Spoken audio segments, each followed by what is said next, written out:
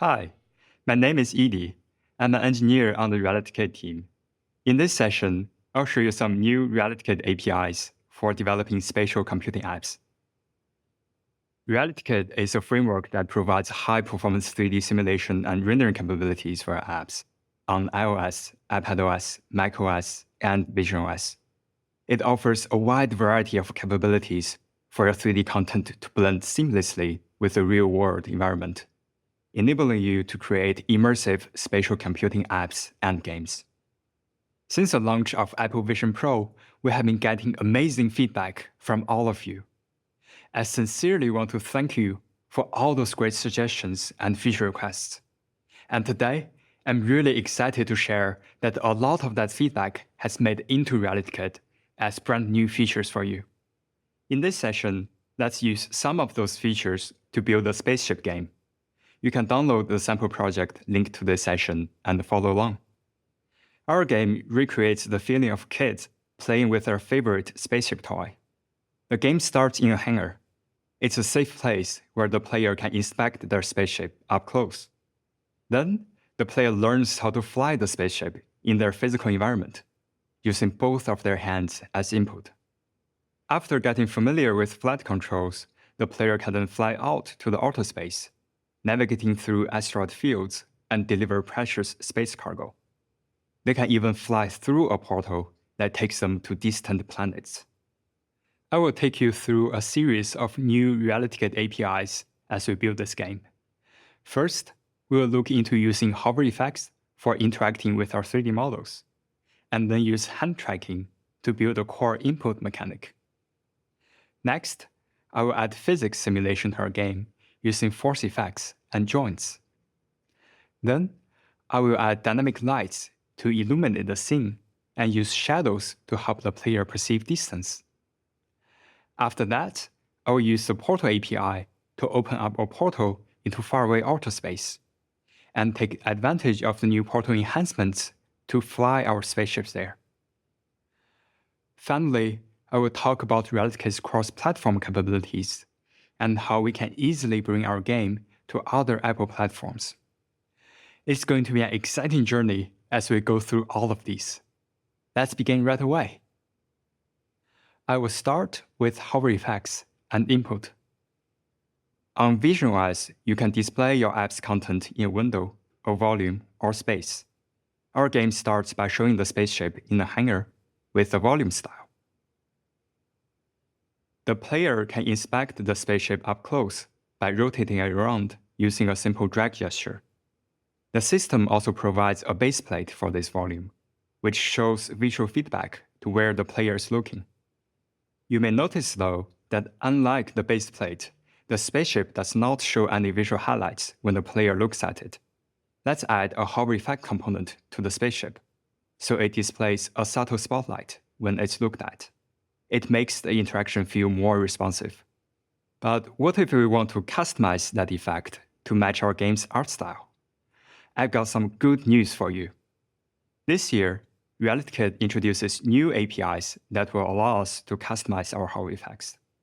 In addition to the default spotlight effect we just saw, we have two brand new styles to use: highlight and shader.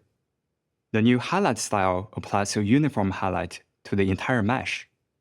And when you use the spotlight or highlight style, you can also customize their tint color and strength.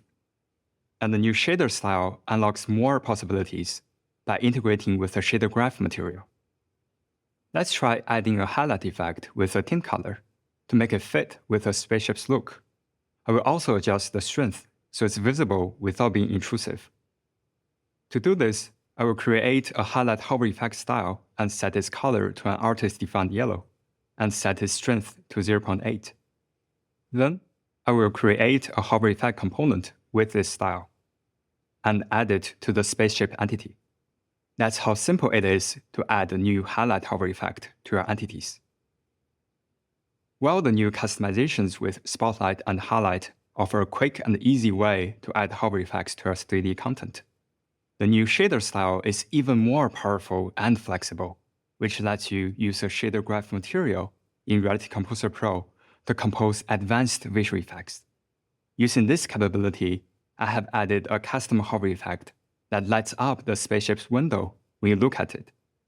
That looks great and fits really well with the spaceship model. To achieve this effect, I have used the new hover state node in shader graph. The hover state node provides several inputs, including an intensity value. The intensity value is animated from 0 to 1 when the player looks at the spaceship. The spaceship's window already has a shader graph material set up in Reality Composer Pro.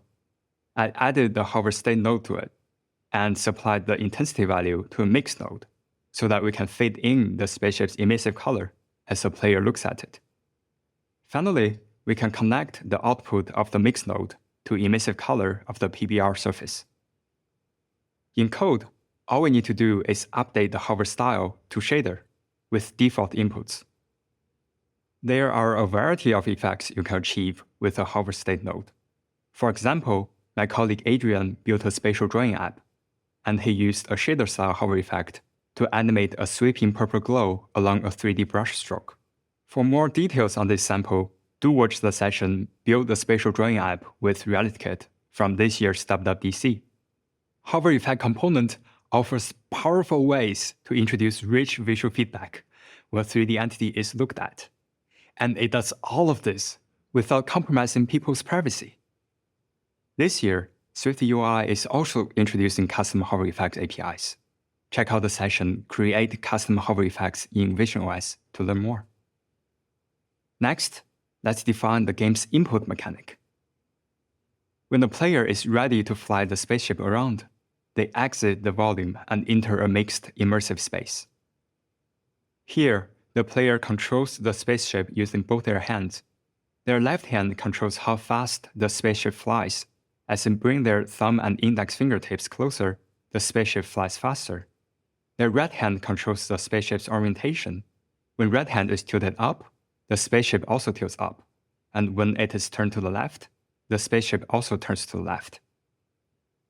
To implement this input mechanic, we need to track the player's hands in 3D space. With visionOS 1, it was possible to add custom hand tracking to our app with ARKit. This year, RealityKit is introducing the new Spatial Tracking API to make this task even easier. A spatial tracking session helps us get the player's consent for hand tracking. And once it is set up, we can track the player's hands using RealityKit anchor entities. For the left hand, we create two anchor entities, one for the index fingertip and one for the thumb tip. Inside of our custom systems update function, we query the position of the anchor entities using the entity.position API. We compute the distance between the two anchor entities, and we map the distance to a throttle value through a custom function, where a shorter distance produces a larger throttle. Finally, we can accelerate the spaceship with its throttle value. We compute a force vector along the spaceship's forward direction and add a force to the spaceship entity. For the right-hand control, the implementation is similar to the code we just saw. Check out the sample code linked to this session for the detailed implementation. Now, with both our left and right hand custom gestures in place, the player can fly the spaceship using their hands as input. Nice! You can also learn more about Spatial Tracking Session API in Adrian's session Build a Spatial Drawing App with RealityKit. Now that the player has a spaceship they can fly, let's make their pilot experience a little more interesting. We will learn how to use new force effects and physics joints APIs as we do this. To help the player practice their pilot skills, I have added planets and asteroids in the space. But navigating around these static objects doesn't feel challenging enough. How about we make the asteroids orbit around the planet? This mimics how real-world physics work for astronomical objects. The Force Effects API is a great way for introducing simulations like this. Force effects define a volume and continuously apply forces to physical bodies in that volume. For the planet, we want a force effect that pulls the asteroids towards the center. RealityKit offers 4 built-in force effect types. Let's see if anyone fits our needs. A constant radial effect applies a constant force to all physical bodies towards the center. A vortex effect applies forces that circulate the physical bodies around an axis. A drag effect slows down physical bodies within its volume by applying a force that's proportional to their velocity. And a turbulence effect applies random forces to physical bodies. The constant radial effect is really close to what we want, but we don't want our planet to apply the exact same force magnitude to all of our asteroids. We want the magnitude to vary based on their distance from the planet. We can achieve this by defining a custom force effect in RealityKit. Here, I have defined a class called Gravity that will contain the logic for our custom force effect. All custom force effects conform to the force effect protocol, which has 3 requirements: parameter types, force mode, and an update function. Parameter types help us tell the physics engine what parameters we need to compute this force effect. For the gravity effect, we will need position and distance. Force mode controls how the force vector from this effect is interpreted by the physics engine. For gravity, we simply set it to force. Finally, the update function is where we compute the actual force vectors. The parameter struct provides information we need to compute the forces. I'll unwrap distances and positions from it first. Then, I'll loop through all the physical bodies that are affected by this force effect. In our case, these are the asteroids around the planet. I will define a custom function that computes a force vector with a given distance and position values. And I will output the result by setting the force on the parameter struct. The physics engine will take this force and apply it to the physics body. Alright, now we have a custom force effect. Next, let's activate it in our scene. First, I will create a force effect object with an instance of gravity. Here, I also set up the spatial fall-off, so it only affects physics bodies within an 8-meter radius from the planet, and set a mask, so it only affects asteroids. Finally, we'll add the gravity force effect to the planet entity with a force effect component. Let's see the gravity effect in action. The gravity effect is definitely working, but it's pulling the asteroid straight towards the center, rather than driving an orbital motion. To fix this, we need to give the asteroid an initial velocity that follows the orbit's trajectory. Gravity from the planet pulls the asteroid towards it. With the velocity offsetting the gravitational pull, we achieve orbital motion. Let's compute the orbit velocity when we spawn the asteroids. Using the asteroid's radius and angle from the planet, I can compute the initial velocity. Then, I'll set this initial velocity to the asteroids through a physics motion component. Let's see how it looks now. Nice! The asteroids are finally orbiting the planet. With the power of Force Effects API, we're able to achieve this orbital motion with just one custom force effect. Now that we have a challenging enough asteroid obstacle course, let's add a trailer to the back of our spaceship, so that players can transport space cargo while flying through the course. To add a trailer to our spaceship, the easiest approach is to make the trailer entity a child of the spaceship. However, with this approach, the connection between spaceship and trailer feels very rigid.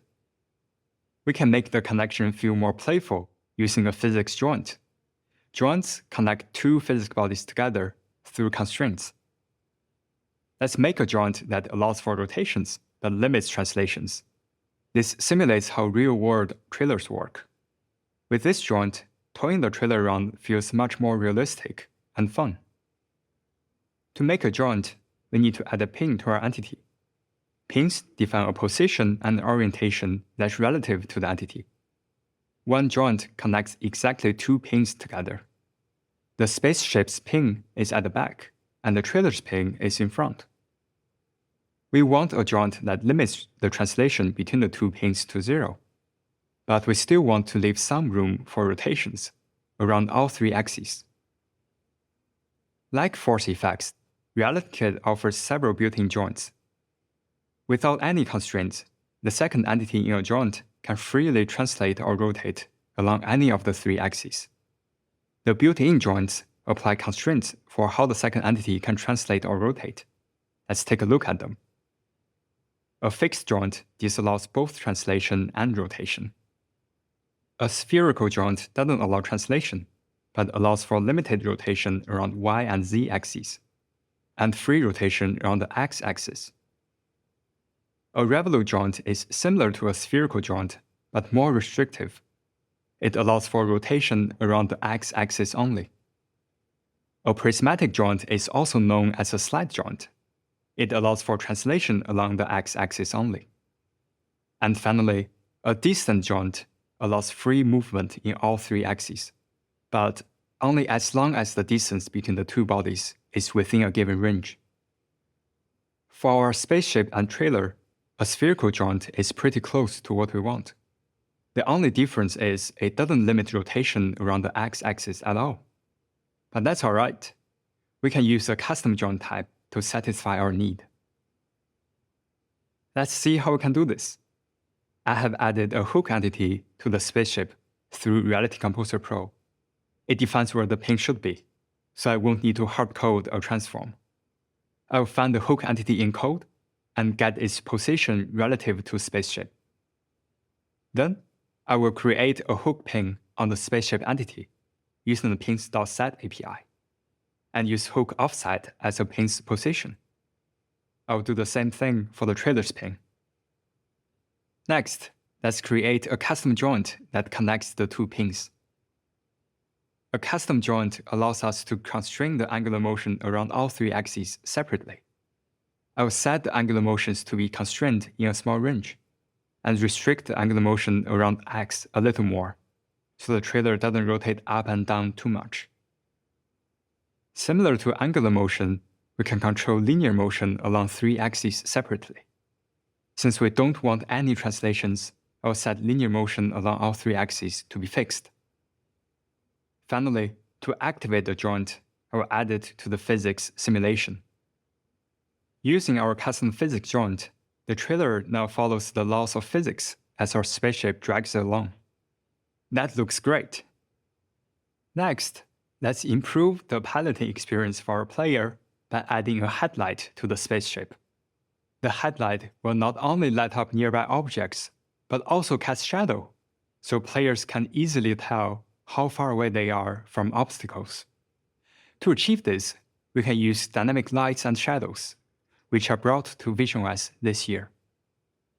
RealityKit offers three types of light. A spotlight illuminates objects in a cone-shaped volume.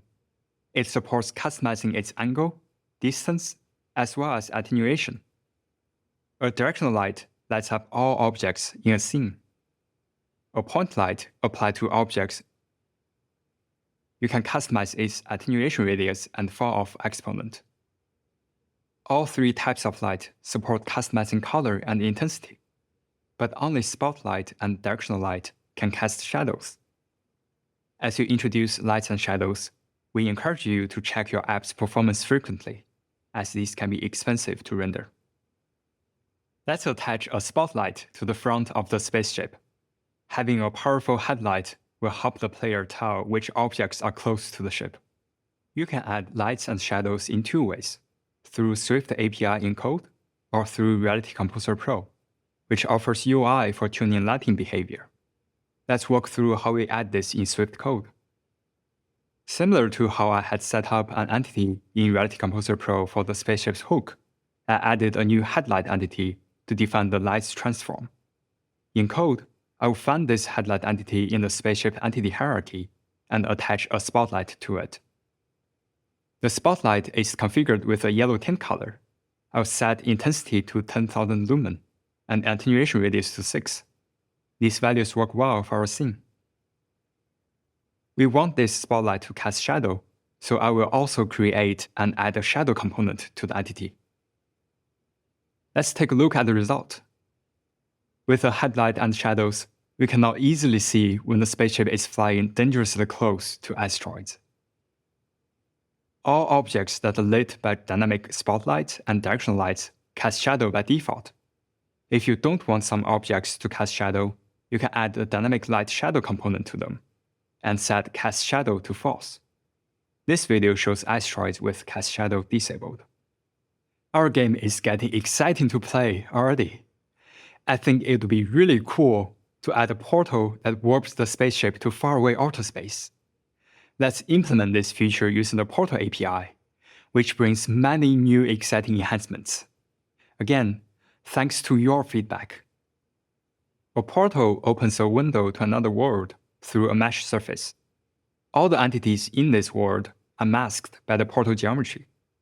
Notice how the asteroids surrounding this planet only render inside of the circular portal surface. To learn more about how to build a portal, check out the session Enhance Your Spatial Computing App with RealityKit from WWDC24. On visionOS 1, an object is either fully inside the portal or fully outside. This release of RealityKit adds a portal crossing enhancement, which makes it possible for an object to smoothly cross the portal surface, to either go into the portal or come out of it. In this video, we see two spaceships. The one on the left has portal crossing disabled, so it gets masked as it flies out. And the one on the right has portal crossing enabled, and it can fly out of the portal smoothly. Enabling portal crossing requires setups in two places. First, I'll set up crossing mode when we're creating the portal component. You set the mode to a plane to enable crossing, or set it to disabled to disable crossing. If you choose to use a plane, make sure it coincides with the portal geometry itself. In our game, the plane that coincides with the portal is the positive z-plane. In addition to portal crossing, you can now also define a clipping plane for the portal. I'll also set it to the positive z-plane. The other piece of setup is around the spaceship entity. Entities in the portal world don't have portal crossing enabled by default. To enable it for the spaceship, I will add a portal crossing component to it. And that's it. Our spaceship can fly into the portal now. I do notice there's one strange thing about the spaceship as it crosses the portal. The lighting on it has a pretty harsh transition right at the portal crossing plane. You can see it on the spaceship's wings. The harsh light cutoff is caused by the different lighting environments inside and outside of the portal. For a model that has portal crossing enabled, when it's inside the portal, it is lit by a custom image-based light component. Let's use a star field image as an example. When the model is outside the portal, it receives additional lighting from an environment probe, which approximates the lighting in your physical environment. When an object is just crossing the portal, it exists both inside and outside of the portal at the same time. The inside part is lit by the star field from the portal's image-based light component, and the outside part of it is lit by the combination of two sources, the star field and the environment probe.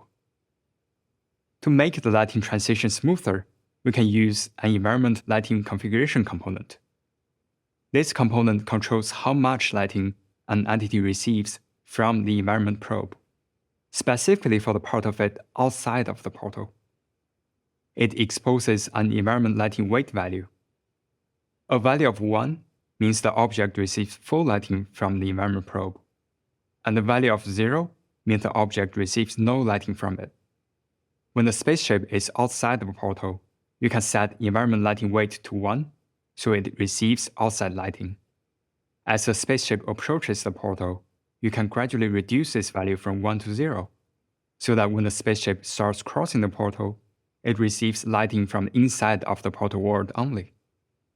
To do this in code, I will create an environment lighting configuration component. I'll keep track of the spaceship's distance from the portal surface, and use a custom function to map the distance value to an environment lighting weight value. As the distance gets smaller, which means the spaceship is getting close to the portal, I'll reduce the weight. Every time the ship moves, I'll need to recompute the weight and update the component to our spaceship entity. Let's see this code in action. Nice! The spaceship now gets a smooth lighting transition as it approaches the portal surface. The environment lighting configuration component is a powerful way for configuring your app's lighting. It's useful even when your app doesn't use Portal. To dive deeper into how the new Portal enhancements work, I highly recommend checking out the documentation for Portal component on developer.apple.com. Great! At this point, we have the fully functioning spaceship game running on visionOS. We can see the hand-based input, force effects, joints, lights and shadows, and portals all working together. Wouldn't it be great to have our spaceship experience run across platforms? With this release of RealityKit, you can now bring your spatial computing experiences from visionOS seamlessly to iOS, iPadOS, and macOS. With minimal changes to our code, it's now possible to build our experience for other Apple platforms. And we have added the support for a number of RealityKit features to make this process seamless for you. This includes Reality View, Shader Graph, Particle Emitters, Portal, Hover Effects, Text, and more. It's also a great opportunity for you to develop cross-platform tools and pipelines to accelerate your app development. Now, let's use some of these cross-platform features to bring our spaceship game to iPadOS. With such extensive cross-platform support, most code in Spaceship does not have to change at all. All the code we've written for hover effects, force effects, joints, lights and shadows, and portal crossing can all stay the same. So what do we need to change? First, on visionOS, we can lay out our UI in separate windows around the player. On iPadOS, we place the UI directly on screen. Secondly, on visionOS, we use immersive space as the entry point of our spatial experience. On iPadOS, we can just show the spatial experience on the screen directly through a Reality View. Reality View is available on iOS, iPadOS, and macOS with new enhancements, including controls for camera mode, post-processing, and more. We want to use word tracking with camera feed as background, so I will set the Reality View's camera mode to word tracking to achieve this. Finally, on visionOS, we use hand tracking-based input to fly the spaceship. On iPadOS, multi-touch gestures work better as an input paradigm that matches the strength of this platform. So I will transition to multi-touch based input with a new multi-touch control view. It has a slider on the left for controlling throttle and a virtual joystick on the right for controlling pitch and roll. This maps to our visionOS input scheme pretty well by separating the responsibilities of two hands. With these changes in place, the spaceship game works great on the iPad. All the RealityKit features still work here, similar to how they work on visionOS. We can go to the hangar view, interact with the spaceship with the same drag gesture, and we can fly the spaceship in our physical environment with word tracking and camera feed as background. With RealityKit's feature parity across platforms, it's really easy for you to make your app run across visionOS, iOS, iPadOS, and macOS. Great! Now we have a feature-rich spaceship game that works not only on visionOS, but also on iPadOS.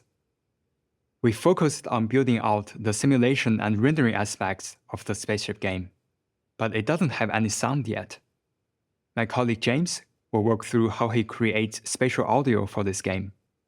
Check out the session, Enhance Your Spatial Computing App with RealityKit Audio, where he covers not only how to use RealityKit's audio APIs, but also best practices for creating spatial audio.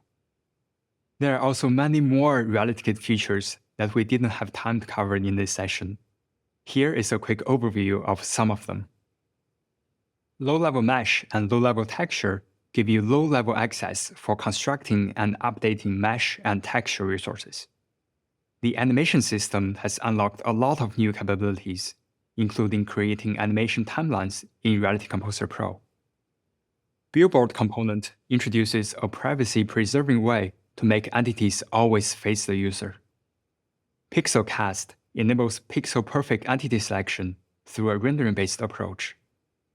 Subdivision surface allows you to render smooth surfaces without creating a dense mesh. You can learn more about these features on developer.apple.com. Wow, that was a lot. Let's recap what we learned today. We started with adding custom hover effects to our spaceship and built a custom hand gesture-based control mechanic using the new spatial tracking API to fly it around. We used force effects and joints to add physics to our scene and make it more playful. Then, we used dynamic lights and shadows to make the experience look vibrant. We also introduced portal crossing to transport our spaceship into outer space. Last but not least, we brought Spaceship to run on an iPad using RealityKit's cross-platform API support.